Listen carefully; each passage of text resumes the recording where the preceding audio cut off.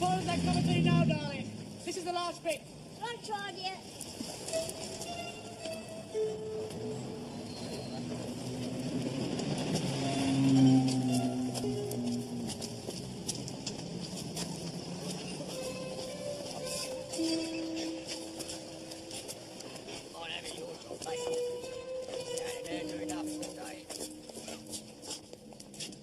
Now, easy now. I'm on the pacework. Oh, you never bloody pacework.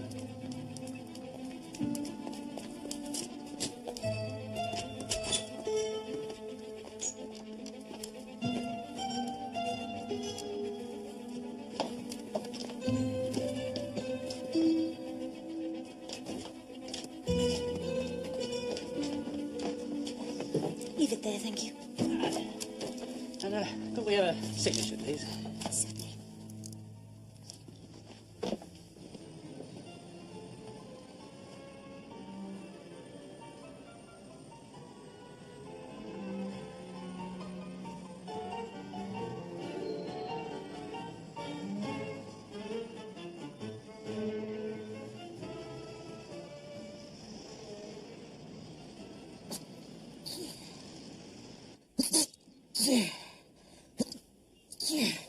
Oh, Dieu. Ça souffle. Mr. Poirot, you've only done 7 minutes. You'll never cure your cold if you don't obey the instructions. I can't imagine a vessel so undignified could cure anything, Miss Level. And now also I have the backache. I suppose Miss Level. Yes, and I'm afraid there was nothing for you. It's only been 3 weeks since your last case. Well, 3 weeks is an eternity to a brain like mine. Without the constant stimulation, my little grey cells will starve and die. Already you can see I am suffering the effects.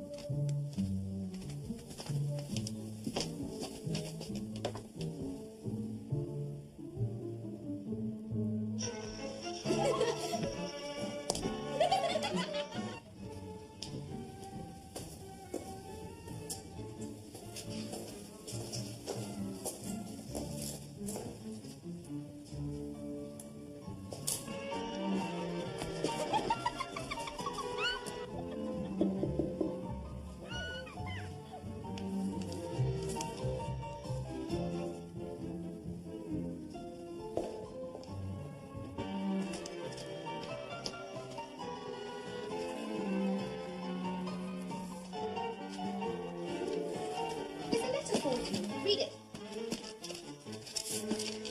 Dear Miss Matthews, I'm the new tenant of 36B, directly below you. I wonder if I might have a word at your earliest convenience. Ernestine Grant, Mrs.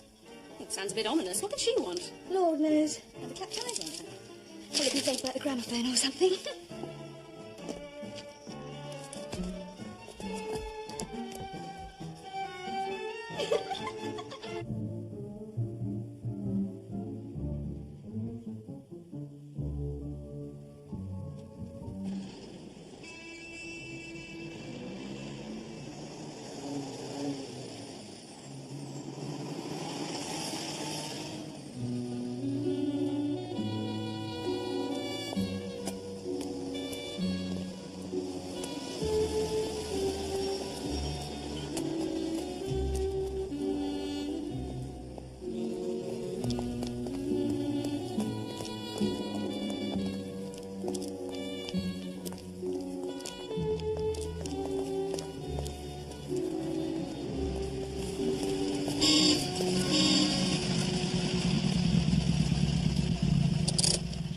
cold, old boy? And now also you're trying to give it a heart attack? I wouldn't be surprised if riding in that car was not responsible for my present malady. She's much too much of a lady to give anyone a cold. You're running like a bird since I fitted those new gaskets. Birds do not run, Hastings. When you were little, you should have paid more attention to your lessons in biology. You're really in a bad way, aren't you? Well, my friend, as one approaches the end, one begins to see life as it truly is. Don't worry, I've got something that'll cheer you up. Really? A couple of tickets for the Deadly Shroud. You know, the new murder mystery, Wyndham's. No, my dear Hastings, that is most kind, but how can a mere stage play be compared to the real-life cases of Hercule Poirot?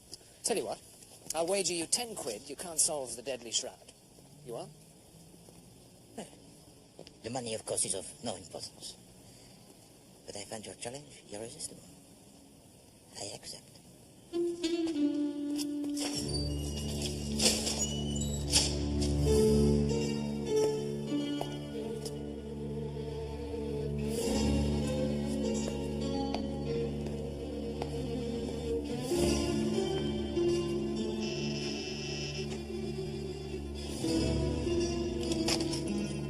Oh, it's you.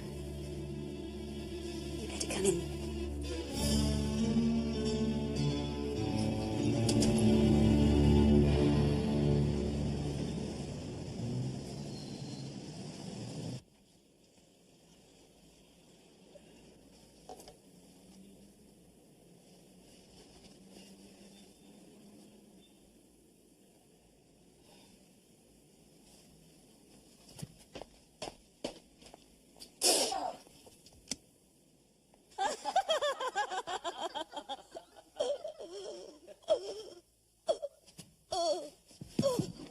Mother, are you all right? Oh, my God. Help her, someone. Lady Muriel. She's dead.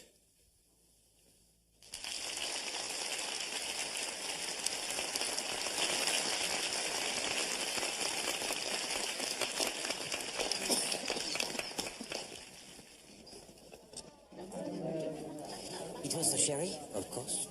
What was it? The kid Lady Muriel. The sherry. It was poisoned. Oh, do you think so? I think that Mrs. Sadler's looking pretty suspicious.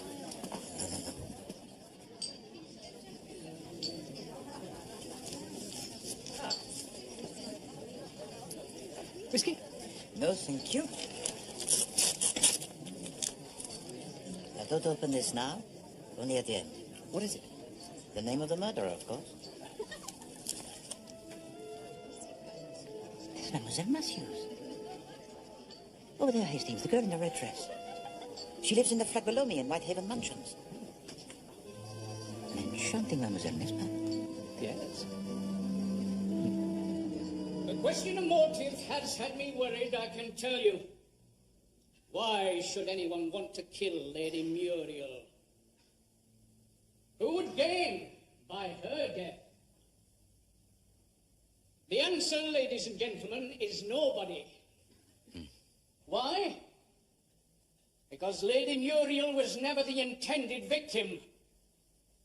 No. The person who should have drunk the poisoned sherry, the person for whom it was intended, was the missing son and heir who stood to inherit Lady Muriel's fortune. Major Sadler. Only one other person in this room knew of this well-kept secret and stood to gain from the Major's death. His wife. Am I not correct, Mrs. Sadler? Oh, but that's absurd. Oh, yes. The writer is an imbecile. Your man was clever. So clever that it almost had me fooled. Did I notice that there were not only 4 sherry glasses on the side? What had happened to the missing glass?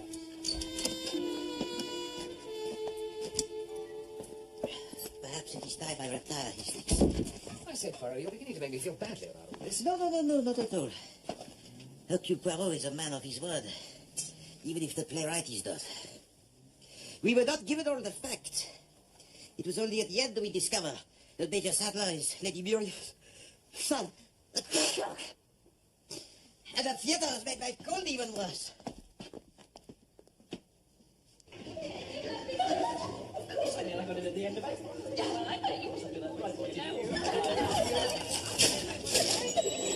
I knew it was that Mrs. Sadler right from the beginning. Takes one to know one, I suppose. It was that dress she wore in the first act. I mean, it was so... Although I can't find my key. Perhaps you just forgot to bring it, darling. Of course I didn't. I'm not a complete nincompoop, Donovan. I always bring my key. Actually, I saw her put it in her bag before we left. There, you see? The point is, how are we going to get in? Well, the night porter will be off duty now. Donovan, darling, you wouldn't care to be a cat burglar, would you? No, Pat. I think even among cat burglars, a fourth floor flat might be regarded as rather a reckless proposition. Is there a fire escape? No, but there's a cool in it. That's a point. It's located in the basement of the flats and goes up to a hatch in the kitchen. We put the dustbins on it as well, set them down. Won't the hatch be bolted? Well, I never really bothered to bolt mine. It's too stiff. Well, it's worth a try, wouldn't you say? Absolutely.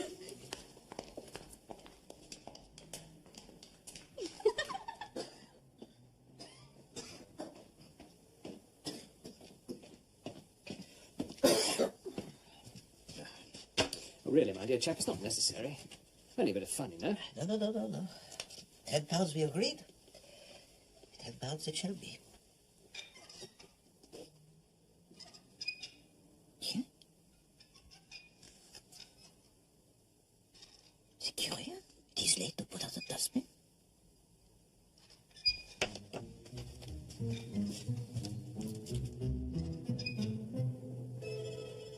Hastings, be so kind as to extinguish the light.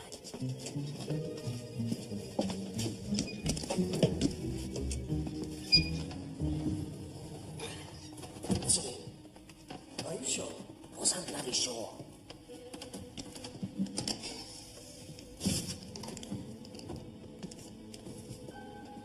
Put the light on. That won't work. Try the sitting room. All right.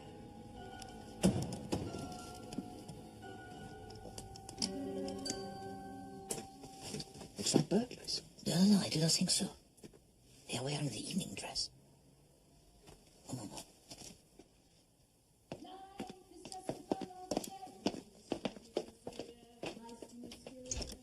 You work, you play, you worry so, but you can't take your dough when you go. So keep repeating, it's the berries, for the strongest oak must fall.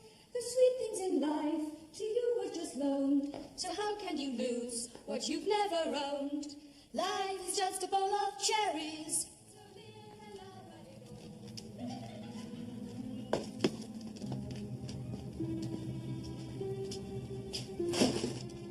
What's Pat been up to? Everything's in the wrong bloody place.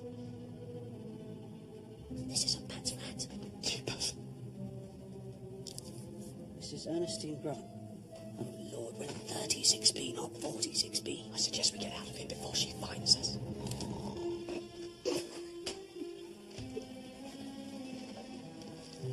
Look!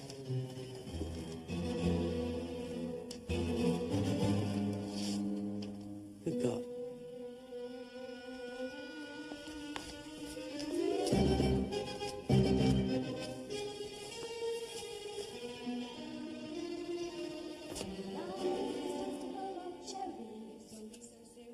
Life's too mysterious. You work, you play, you worry so, but you can't take your dough when you go. What are we going to do? I don't know. Pat? Mildred? Something's happened. What is it? There's a dead woman down here.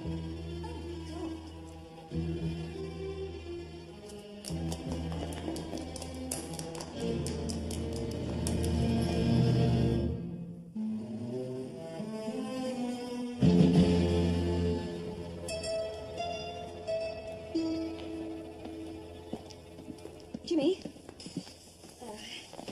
This is Jimmy Faulkner, Mr. Poirot. Bonsoir, Monsieur Faulkner. Not the Monsieur Poirot. Yes, he lives in the flat above me. Gosh, I didn't know. This is an honour, sir. Thank you. You see, Hastings, I am still a force to be calculated.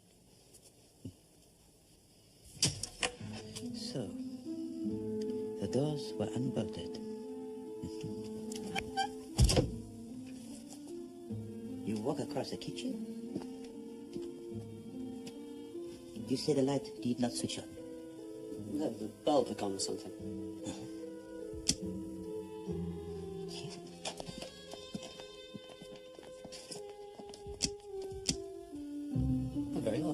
a loose connection.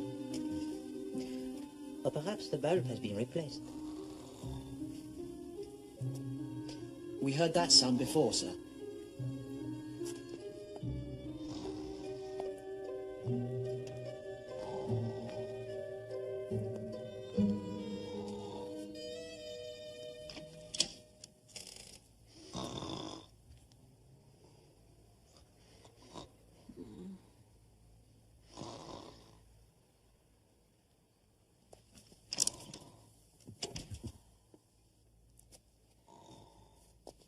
It is the domestic, the maid. We will let her sleep for the moment.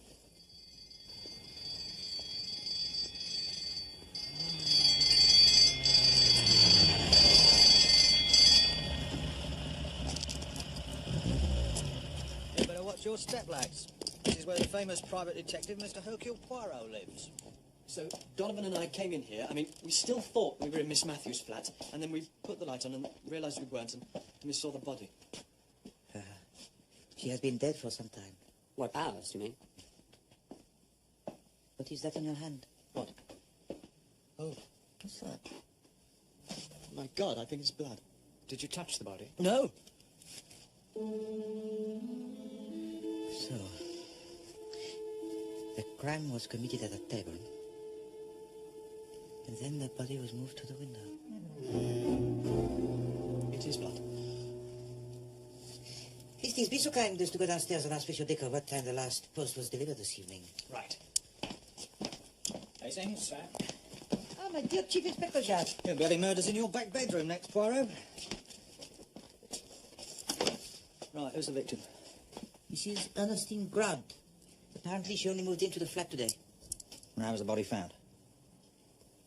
Well, I'm afraid that's rather a long story, Chief Inspector. It would be.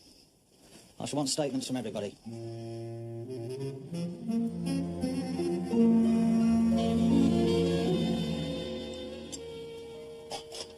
I'll look at you, Mildred. Oh, I couldn't. I suppose you're inured to this sort of thing, Monsieur Poirot. No, on the contrary. I think it is very nice. You know, Mademoiselle Patricia, I once loved a very young, beautiful English girl who resembled you greatly. But alas, she could not cook. And your relationship with her? No, I meant, well, you know, poor Mrs. Grant and everything. Mademoiselle Patricia, a little bread, perhaps? It is essential to keep up the strength of my little grey sex. You seem a little better, sir. Thank you. I'm feeling better. Doesn't seem real at all. It's like in a play or something. A better play I trust than the Farrago we saw this evening. Oh, didn't you like it? Oh, we all thought it was terrific. I beg to differ, on the contrary. We were not given all the facts. The facts as presented pointed to Cheers the butler. Oh, do you think so, sir? Just a question. Consider his position. He was the only person who had the motive and the opportunity to poison the sheriff. And then the writer has this character of a simple, bloody policeman sneaking a windbag of the summing up, arresting his whole case on the infantile subplot. The door was open. Come in, Inspector. Well, it looks like a pretty cut-and-dried matter. Not worth your while, I'm afraid, Poirot. The dead woman's Mrs. Grant, all right. A maid identified her. She was shot at the table with a small-caliber automatic pistol. She fell forward, which accounts for the blood on the cloth. So somebody actually shot her in cold blood? That's the way it looks, sir, yes. Dreadful. And the time of death? The doctor estimates between 5 and 6 hours ago. None of you noticed anyone unusual in the flats around that time, I suppose?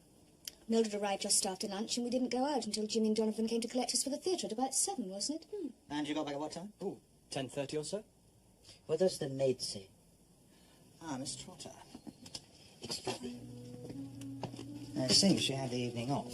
She went out at 5 and got back about 10 o'clock, letting herself in with her own key. She noticed nothing unusual? She thought her mistress was in bed. Never thought to look behind the packing cases. It's very curious. Curious. To try and hide the body. Didn't want the crime discovered until he made his getaway. Perhaps. Perhaps. Oh, pardon. Please continue, Chief Inspector. Now, we found this on the floor. Dropped in his haste, I expect. Take a look at the corner, Poirot. JF. That's right, JF. Now take a look at this. This was found in the pocket of the dead woman's dress.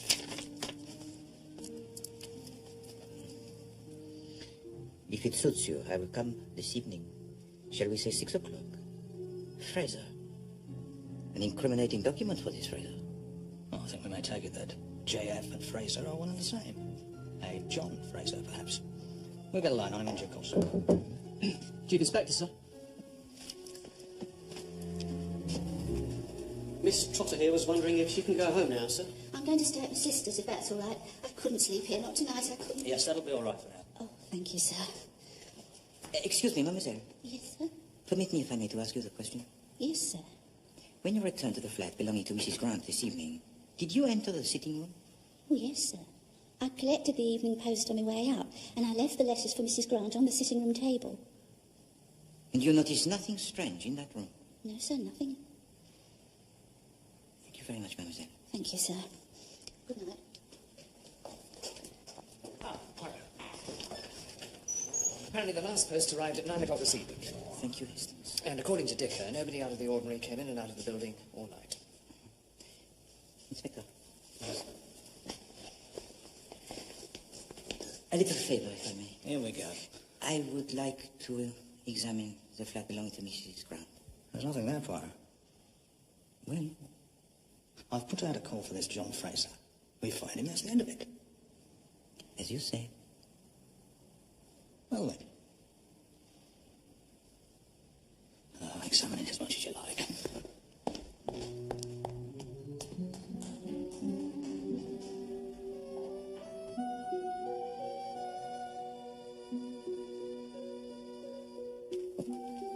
All right. I'm all right. Shivering, you must be cold. It's just this terrible thing with Mrs. Grant. I know. We were having such a lovely evening. And we'll have lots more lovely evenings. You see that? Hmm? They're taking her away. Shocking business. She only moved in this morning.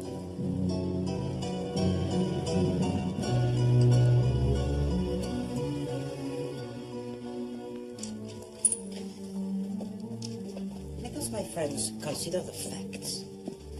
First, the letter, which was found at the scene of the crime with the name John Fraser written on the bottom. Then, the handkerchief with a monogram JF marked on one corner. So, it would appear, would it not, my friends, that this man John Fraser was careless, n'est-ce pas?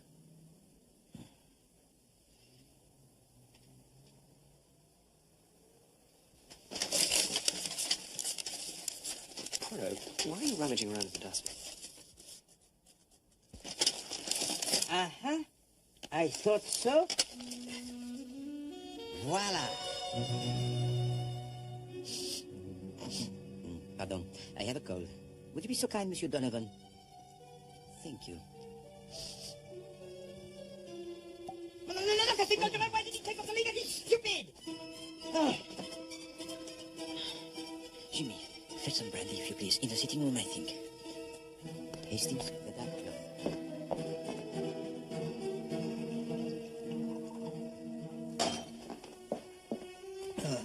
What happened? Here, drink this, my friend. You are fortunate, Monsieur Bailey. It could have been worse. Even poison, perhaps.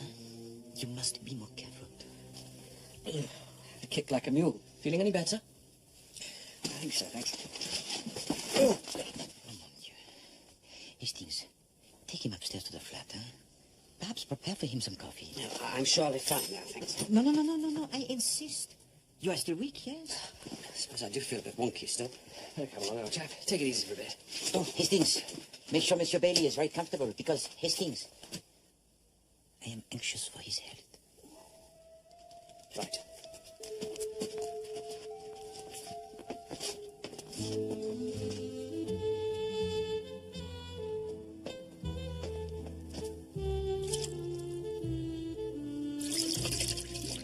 So, what now, sir? Now, Jimmy? Nothing. The case is finished. Finished? Oh, yes, my friend. I now know everything.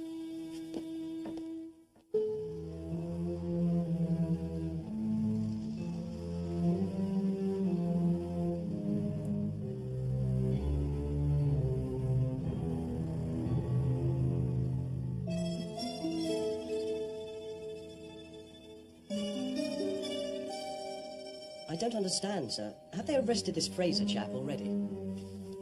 There is no Fraser chap. He is the name only. The name carefully marked on a handkerchief. The name written on the bottom of a letter which was placed in the pocket of the dead woman where we would find it. Good Lord. But who changed the light bulb in the kitchen then? No one. The light, it works to perfection. It was a ruse to get you into this sitting room. Come, I show you. You see, Jimmy, with the light on, it is obvious at once that this is not the kitchen of Mademoiselle Patricia. You would have had no reason to go into the sitting room, would you? No. No. Jimmy, what is this? The key to this flat? No. It is the key to the flat upstairs. The key to Mademoiselle Patricia's flat.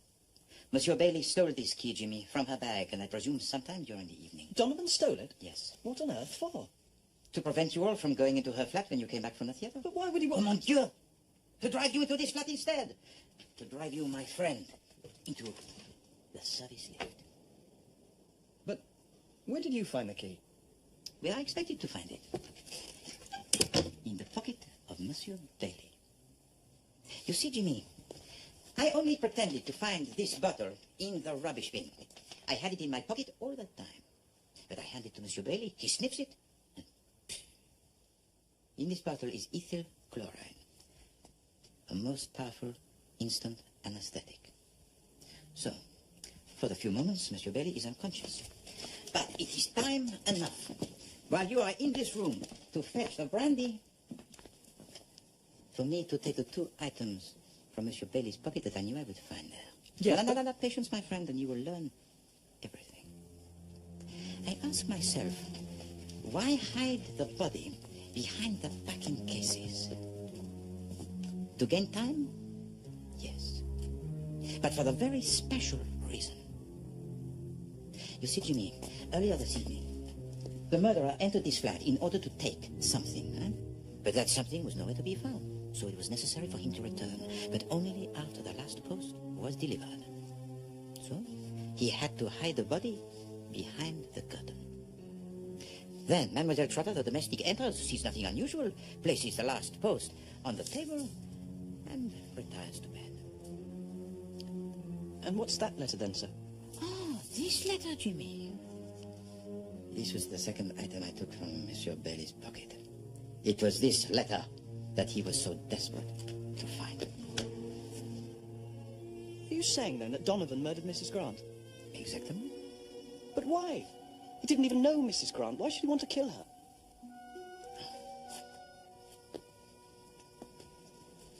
Jimmy, before I tell you, allow me to ask you a question. It is a most personal one. Are you in love with Mademoiselle Patricia? Oh, come on. Don't be shy.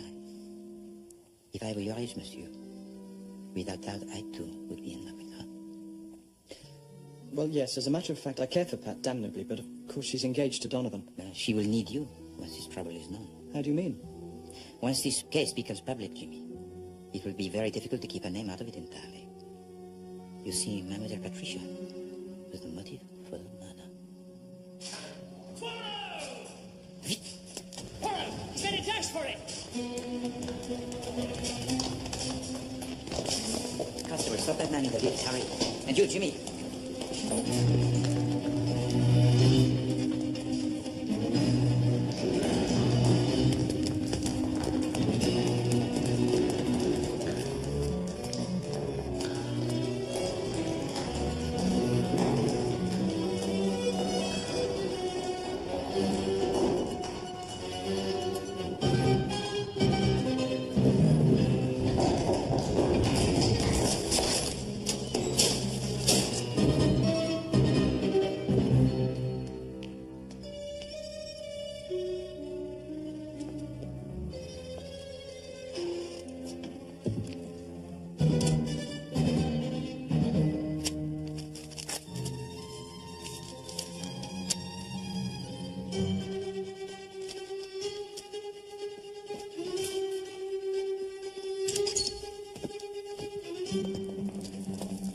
Well, there's not a sign of him out there, sir. That's dashed odd. He can't have got far. Ah, Your friend is not a fool, Monsieur Fortin.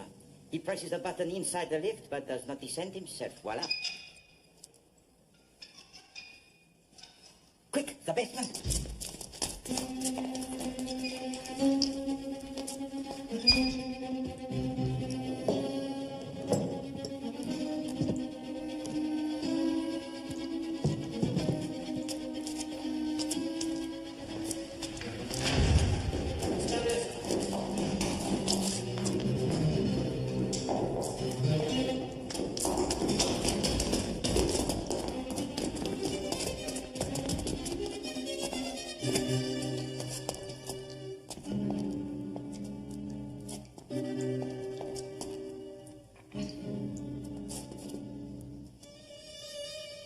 Nothing here.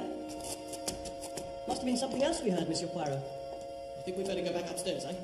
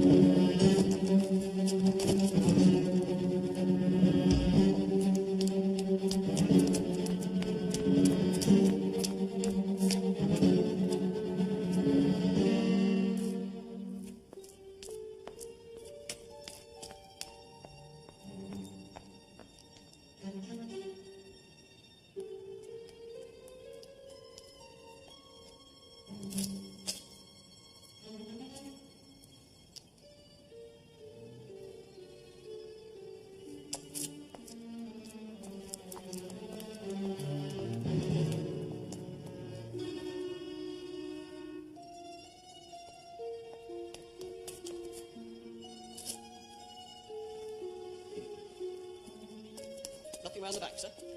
Got to think. Just disappeared. Disappeared altogether. Grown men do not vanish into thin air, my friend. Well, he did.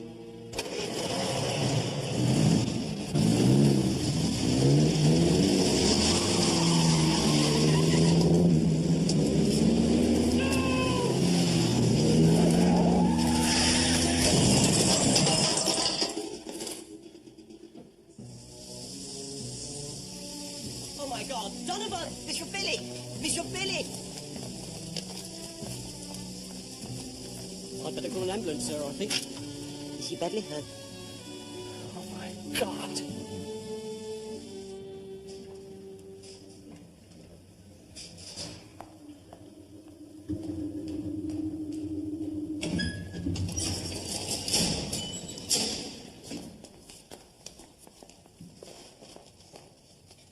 That front axle's just sheared right through. Oh, mon pauvre Hastings. But you must not brood. You must occupy yourself, huh? Go and telephone the Chief Inspector Jacques and tell him we have caught his fisher.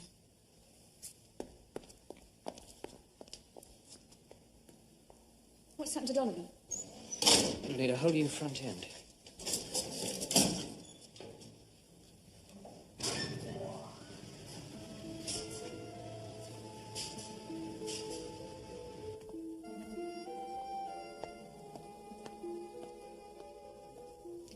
Monsieur Bailey, please give me the letter you have just taken from the table.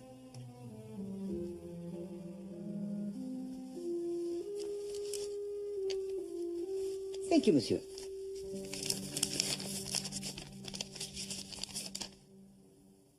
Jimmy, be so kind as to read us this letter written to Mrs. Grant.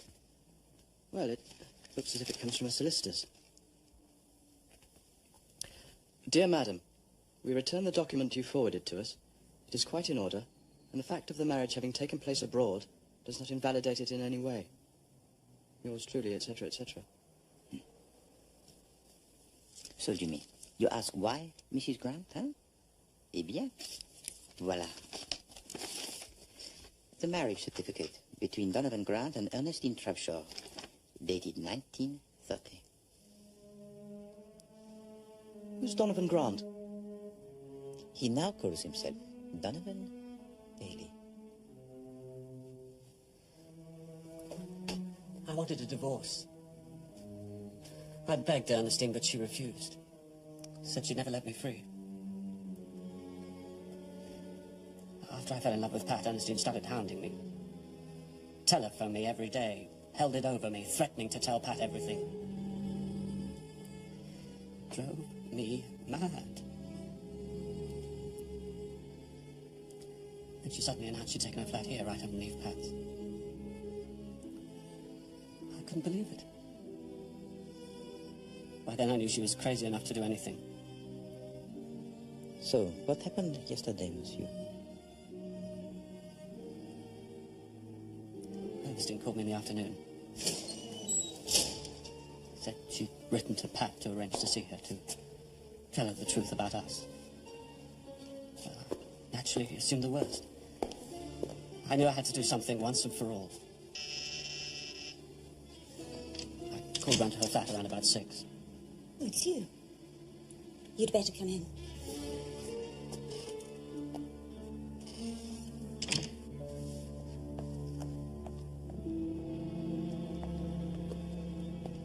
Drink? You've absolutely no right to go hounding Pat. But I'm not hounding her, my darling. I'm simply telling her what a rotten bounder you are, promising to marry her when you're already married to me. We got married in Switzerland, Ernestine, if you remember. It doesn't count under British law. So you keep telling me. But I thought I'd test your little theory. So I sent my solicitor a copy of our marriage certificate. He's telephoned me to say it's completely valid. And he's written back to me to confirm it. Show me. I haven't received his letter yet. It'll arrive in the evening post, I expect. It's going to be quite a shock for poor Miss Matthews. I'm warning you, Ernestine. If you approach Pat, so help me God, I'll kill you, I swear it. Donovan, don't make me laugh. Now run along and try and impress somebody else, will you? Poor Miss Matthews. You really have let her down, Donovan.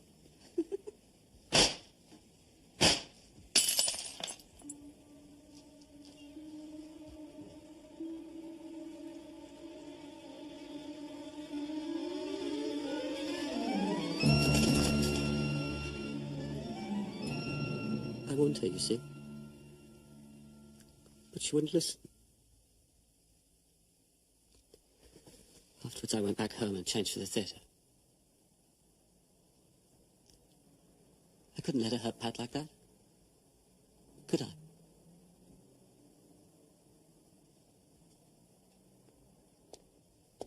Ah, my dear Chief Inspector.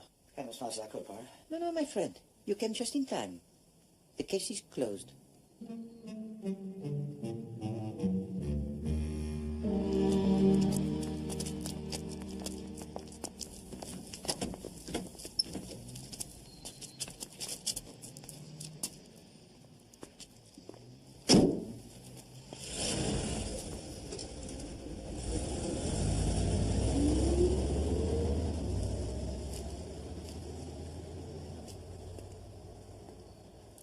Jimmy, go to Mademoiselle Patricia. She doesn't want me. She wants him. No, mon ami. She needs you. Go on, go to her.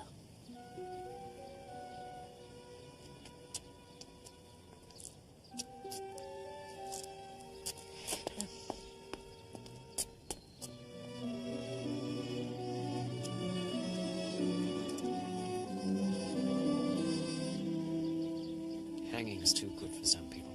Basically, what you've got here, Hastings, is some very expensive scrap metal.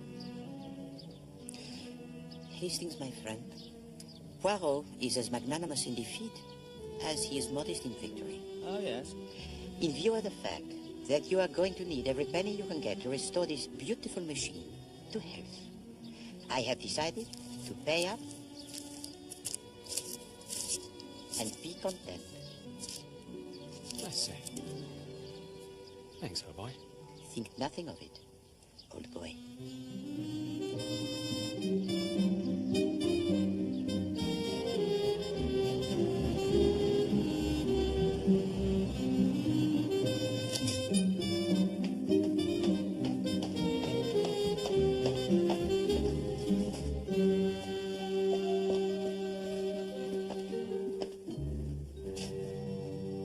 Good morning, Miss Lemon. Good morning, Mr. Poirot. And what a beautiful morning it is. Lovely.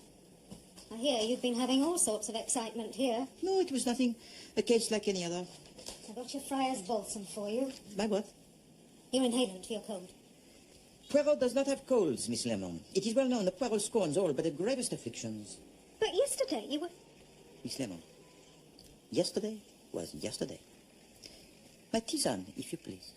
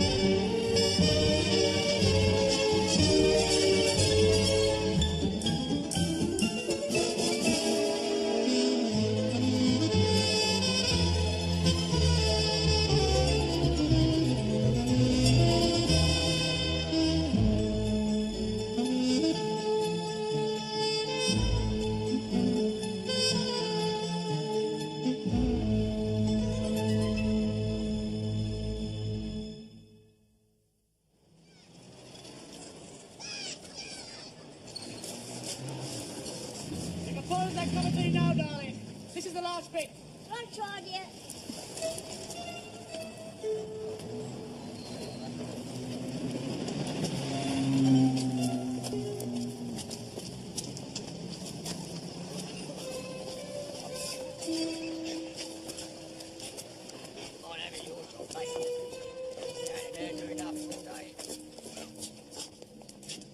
Now, easy now.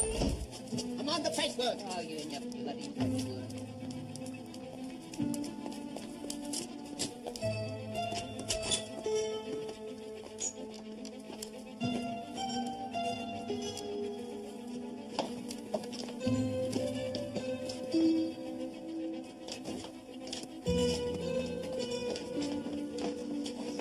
Leave it there, thank you. And could we have a signature, please? Certainly.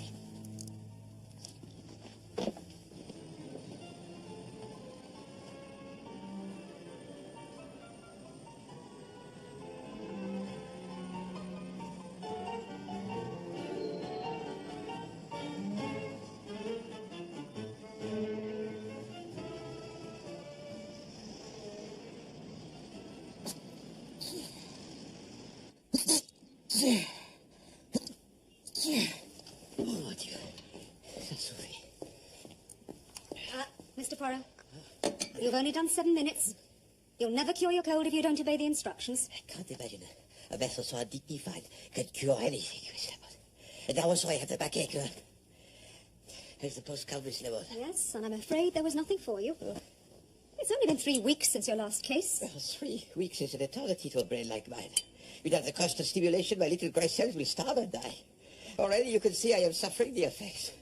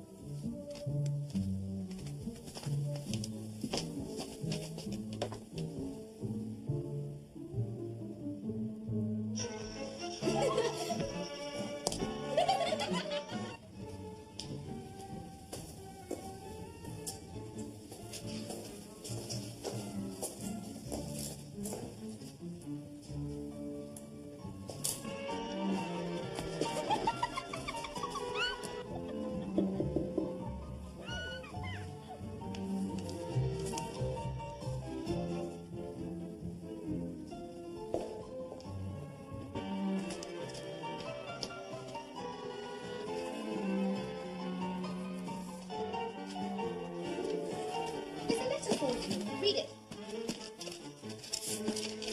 Dear Miss Matthews, I'm the new tenant of 36B, directly below you. I wonder if I might have a word at your earliest convenience. Ernestine Grant, Mrs. It sounds a bit ominous. What could she want? Lord knows. Have a clapped eyes on her. Will it be think about the gramophone or something?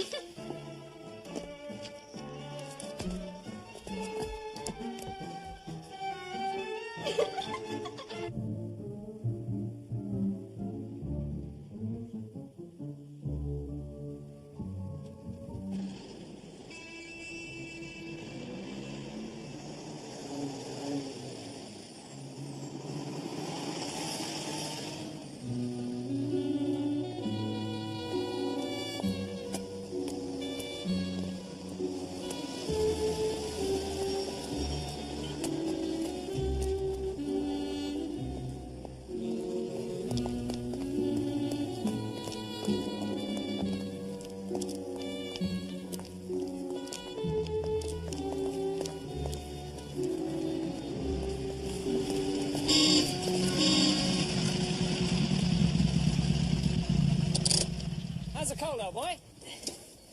Hello, so you're trying to give it a heart attack?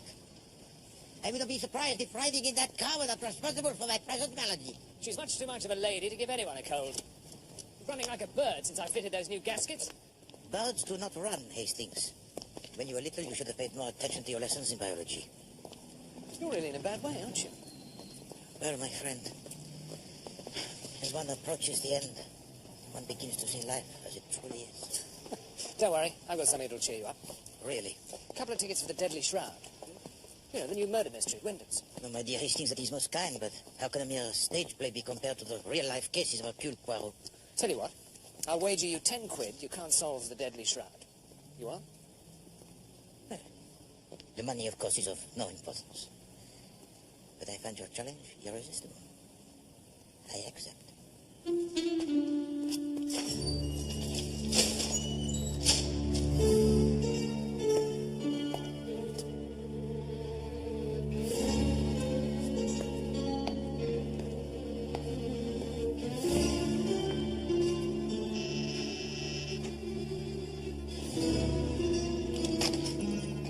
It's you.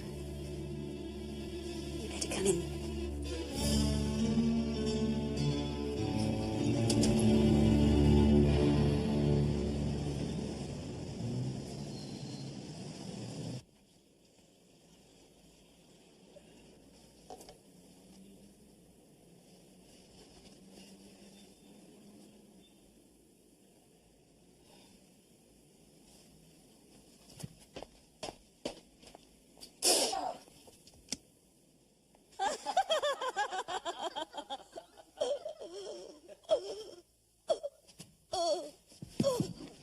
Mother, are you all right?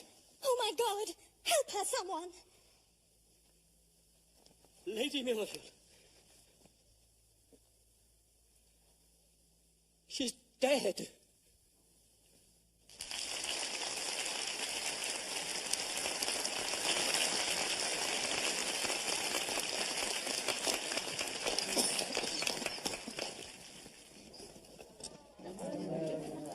It was the sherry, of course. What was it? The kid Lady Muriel. The sherry. It was poisoned. Oh, do you think so? I think that Mrs. Sadler's looking pretty suspicious. No.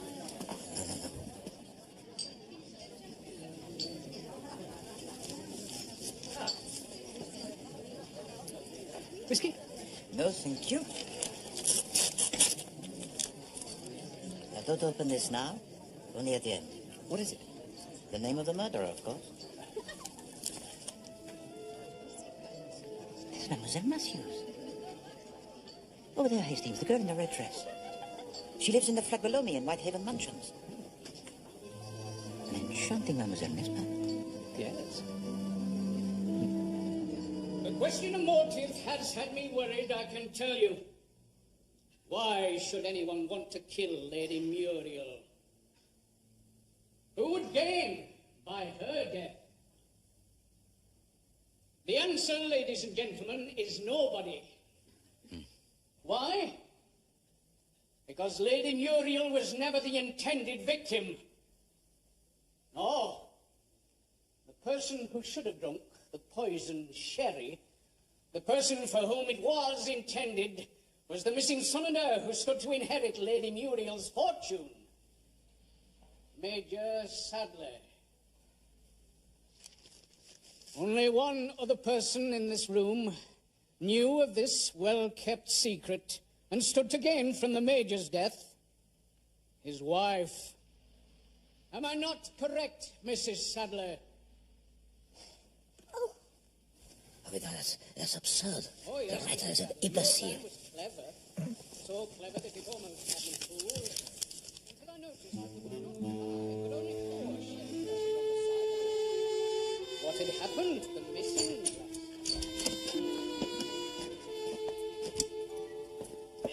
Perhaps it is time I retire his things. I say, Poirot, you're beginning to make me feel badly about all this. No, not at all.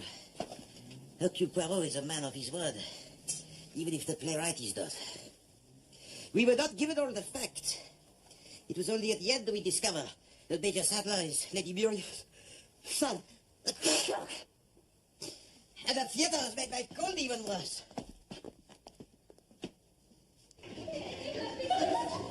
I nearly got it at the end of it.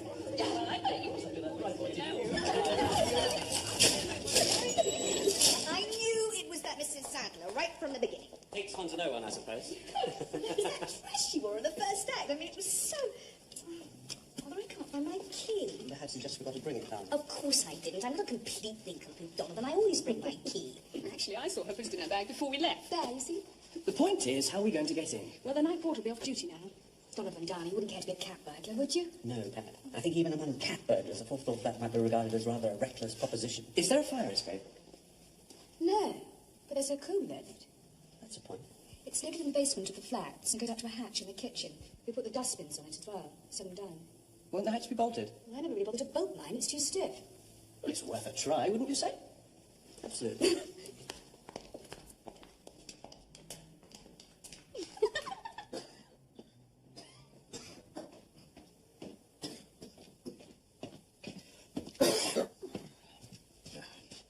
Really, my dear chap, it's not necessary. Only a bit of fun, you know. No. £10 we agreed. £10 it shall be. Tiens. C'est curieux. It is late to put out the dustbin.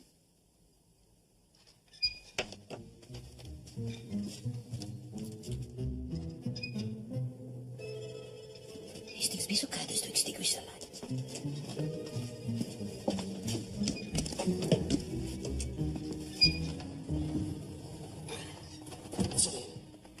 Are you sure? Of course I'm bloody sure.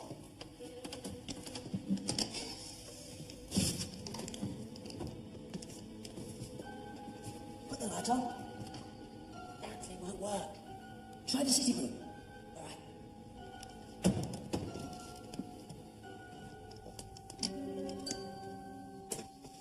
Looks like burglars. No, I do not think so. They are wearing the evening dress. Oh, no.